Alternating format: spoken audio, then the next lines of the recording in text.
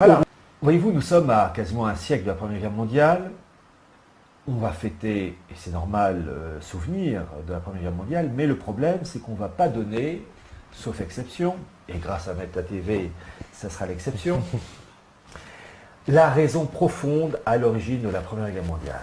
Les Français, en 2013, ne connaissent toujours pas les raisons de la Première Guerre mondiale. Parce que cet événement de la Première Guerre mondiale a été vraiment l'élément déterminant qui a permis la mise en place par étapes de tout ce qu'on voit aujourd'hui, que ce soit le marché transatlantique, les blocs continentaux qui se mettent en place, avec ensuite aussi la création de l'État d'Israël, la reconnaissance d'un foyer juif, Balfour en 1917, 1916, pardon, 1917, c'est un bolchevique. Donc on voit que la Première Guerre mondiale est à l'origine de tous les maux qui s'abattent et qui vraiment s'abattent et qui même s'enracinent et qui sont en train de nous étrangler. Donc il faut aller à la racine.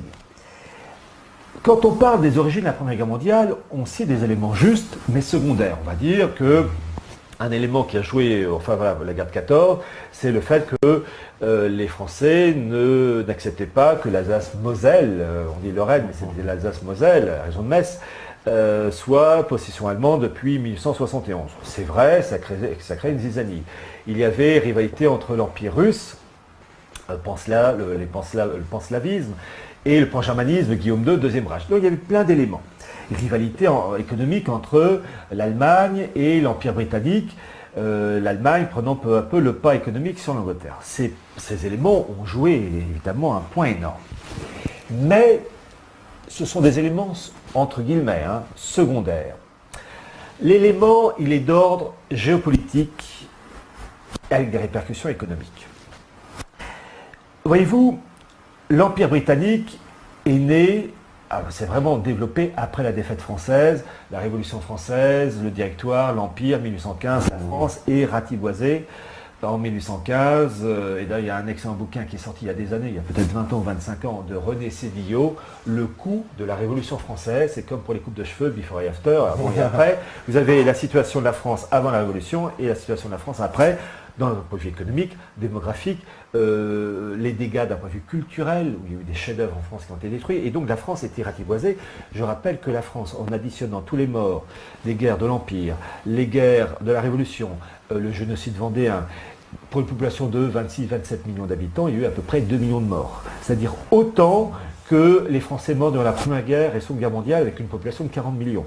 Bon. Donc en 1815, ces 2 millions à peu près d'hommes, qui avaient entre 18 et 35 ans, parce qu'à l'époque on vivait moins jeune, eh bien c'était 2 millions de reproducteurs en moins, et puis aussi 2 millions d'hommes qui n'allaient pas travailler, qui n'allaient pas avoir, quand on est jeune, on a souvent des idées pour lancer une entreprise, etc. Donc la France est un pays qui est scié en 1815, et c'est vraiment le lancement et le développement de l'Empire britannique, qui va occuper, grosso modo, un quart des terres émergées, le Canada, une partie de l'Afrique, et l'Inde, la perle de l'Empire, ou même l'impératrice, enfin la reine Victoria sera, couronnée impératrice des Indes. Bon, cet empire britannique passait par la marine, une marine qui était la première au monde, marine de guerre, marine commerciale, marine qui fonctionnait au charbon. Et puis fin 19e, début 20e siècle, vous avez la Révolution, où on passe du charbon au pétrole. Et donc, ça a été une mutation extraordinaire, puisqu'il a fallu, que ce soit pour l'Angleterre et puis pour toutes les grandes puissances, que ce soit d'un point de vue militaire et économique, enfin la flotte marchande, mettre les bateaux en cale sèche, enlever tout l'attirail pour les faire fonctionner au charbon, pour ensuite mettre les outils, enfin tous les éléments permettant de fonctionner au pétrole, enfin au mazout. Bon. Et cette mutation s'est faite pour les navires de guerre dans les années 1900, 1901, 1902, 1903. Bon. Dans cette histoire, la Grande-Bretagne était la première puissance, une première puissance maritime, mais talonnée par l'Allemagne de Guillaume II, qui voulait, je cite son expression, sa place au soleil, et qui avait mis en place, sous l'impulsion du grand amiral allemand von Tirpitz, la Horsey-Flotte, la flotte de haute mer, qui devait tenir la dragée haute à la marine de guerre britannique. Et les Allemands, comme les Anglais, ils sont passés du charbon au pétrole. Voilà. Mais le pétrole, à l'époque, fin 19e, début 20e siècle, il est où? Côté péninsule arabique, Ah. l'Euphrate, côté de l'actuel Irak. Alors il y avait aussi au niveau de la Perse, l'actuel Iran. Et là, on va commencer à toucher du doigt l'élément premier. L'Allemagne du Deuxième Reich de Guillaume II était liée et alliée à qui? L'Autriche-Hongrie. Et à l'Empire ottoman. Et l'Empire ottoman, ce n'était pas uniquement la Turquie actuelle, c'était la Turquie, plus une grande partie de la péninsule arabique. Il y avait quelques zones de la péninsule arabique qui échappaient à l'Empire ottoman, mais en gros, les pays actuels qu'on appelle Israël, Liban, Syrie, Irak, Koweït, et une grande partie de l'Arabie saoudite, faisaient partie de l'Empire ottoman, allié de l'Allemagne. Les zones pétrolières, ce sont les zones de l'actuel Irak qui se trouvent à Kirkouk et à Mossoul. L'Empire ottoman allié à l'Empire allemand. Et fin 19e siècle, les autorités politiques, économiques, militaires allemandes veulent lancer la création d'un sort de bloc économique unifié, Allemagne, Autriche-Hongrie, Empire ottoman, en particulier avec un élément capital qui est le Bagdad-Ban. Bagdad, la ville de Bagdad, et Ban, la voie ferrée. Alors on va voir la vue 15. Voilà. Alors, cette carte-là, elle provient d'un bouquin d'un grand monsieur, d'un grand historien français et professeur en relations internationales qui s'appelait André Sheradam, qui est mort dans les années 47. C'est lui qui a balancé l'information. Autant vous dire que côté anglo-saxon et allemand, ils connaissent l'histoire, mais en France, on ne connaît pas. André Sheradam a sorti un bouquin en 1916 intitulé Le plan pangermaniste démasqué. Et là, il montre alors deux choses. Vous avez en pointillé les États allemands et austro-hongrois, enfin les États de l'époque.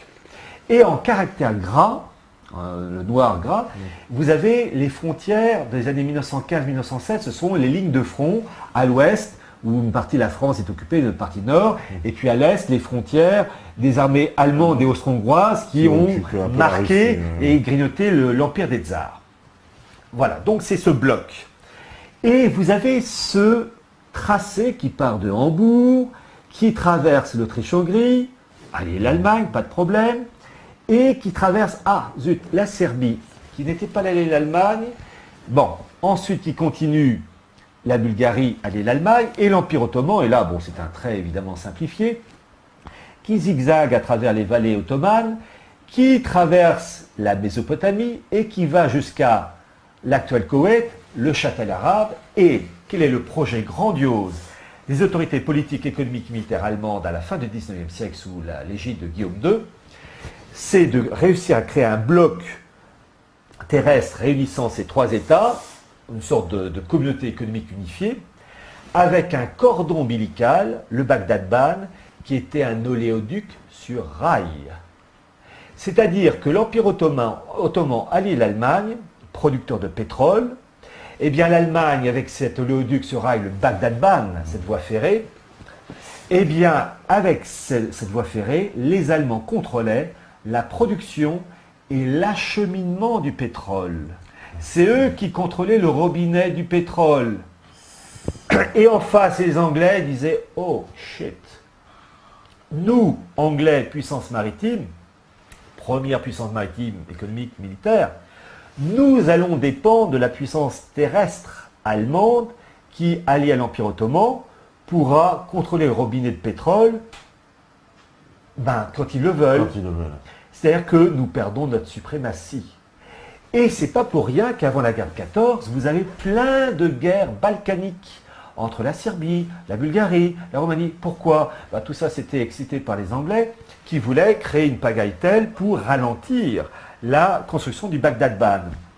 Et c'est révélateur. Vous avez le livre de William Engdahl, Pétrole, une guerre d'un siècle. William Engdahl, qui est un professeur de relations internationales américain, qui a enseigné dans de grandes universités américaines, qui a publié un bouquin, donc ce titre, Pétrole, l'histoire d'un siècle, qui est sorti en 2003-2004, où il publie le texte du Times, le journal anglais le Times, des années 1895-96, je ne sais plus la date exacte, où le Times, donc c'est l'époque où il y a les premières ébauches du Bagdad-Ban, ou le Times, qui est en fait le porte-parole des grands, de l'aristocratie, enfin le lobby anglo-saxon, dit en gros ceci: si les Allemands réussissent à construire ce Bagdad-Ban et donc à contrôler la production de pétrole, etc., nous, Anglais, c'est terminé. C'est terminé. Et malgré les guerres balkaniques des années 1911, 12, etc., ce Bagdad-Ban se mettait peu à peu en place. Et la guerre de 14, qui, comme par hasard, a éclaté en Serbie, qui était le talon d'Achille de l'Allemagne, parce que, pour des raisons d'ordre géographique, la Serbie, une plaine, la plaine de Voïvodine, entre autres, était plus facile de passer cette frontière. Comme par hasard, comment elle s'appelle, Wina Mengdal, dans son bouquin, cite le nom de l'officier anglais qui travaillait au sein de l'état-major serbe et qui était là, en fait, pour surveiller la construction et l'évolution du Bagdad-Ban. Et pour dire, attention, attention, ils avancent, et si ça continue, nous autres Anglais, on va passer en seconde zone. Voilà, c'est ça. La guerre de 14, l'Angleterre a joué son va-tout. Si l'Allemagne réussissait à aller jusqu'au bout avec la construction de Bagdad-Ban et la création de ce bloc économique, Allemagne, Autriche-Hongrie, Empire ottoman, eh bien c'était terminé. Et ça allait encore plus loin, parce qu'en plus du Bagdad-Ban, qui va jusqu'à l'actuel Koweït, qui n'existait pas, je rappelle que c'est au lendemain de la Première Guerre mondiale que l'Empire ottoman éclate, et comme par hasard, les Anglais, qu'est-ce qu'ils vont récupérer comme pays? L'Irak et le Koweït. Ils nous ont laissé les dates avec la Syrie et le Liban.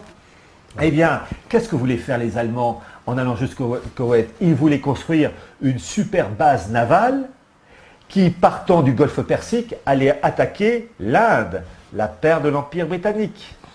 Voilà, c'est ça la raison première à l'origine de la Première Guerre mondiale. C'est ça, les Anglais savaient que si le projet allait à son terme, c'était terminé pour eux. C'est ça. Et donc, le coup de l'Alsace-Lorraine, etc., oui, ça a joué. Donc ils embarquent la France un peu dans cette histoire, parce que c'est une alliance contre nature, France-Angleterre. Oui, mais là, ils avaient besoin d'un soldat sur le continent.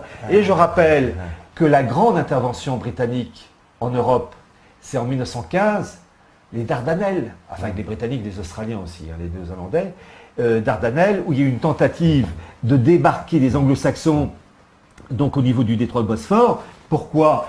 Pour essayer de séparer l'Autriche-Hongrie d'un côté et l'Allemagne de l'autre, d'un côté, de l'Empire ottoman.